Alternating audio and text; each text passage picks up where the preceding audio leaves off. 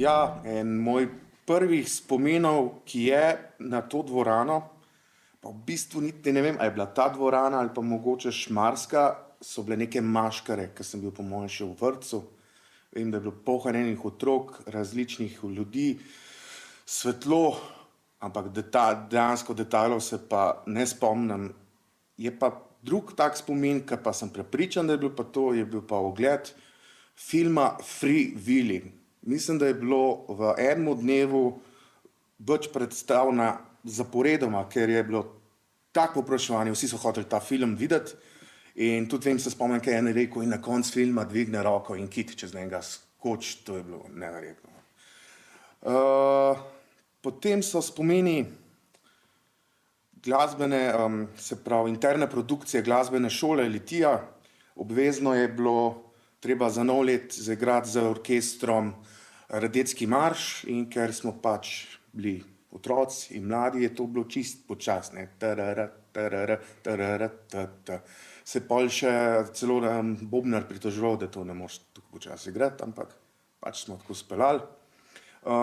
Kar je bilo veliko obiskov osnovne šole, spomnim se, da je bil enkrat en možakar iz Madagaskarja, ki je razlagal, kako je življenje na Madagaskarju, in pol je rekel, da zdaj se pa vsi zaderamo, on je imel pa mikrofon, da je bolj glasnej, kakor se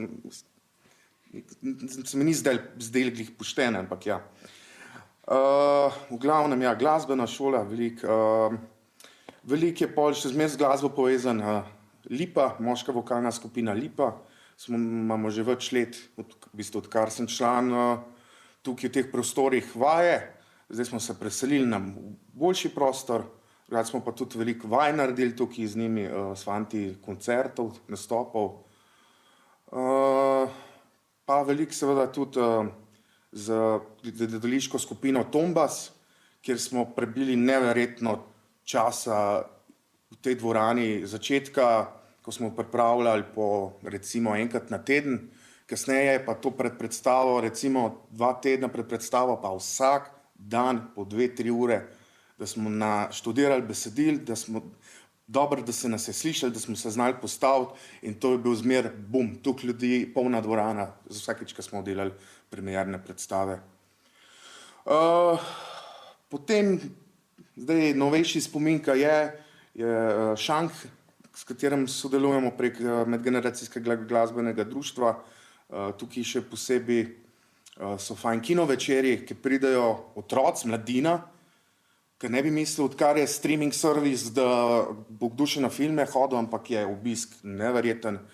In potem še kokice, to ko ptički napadejo zmeraj.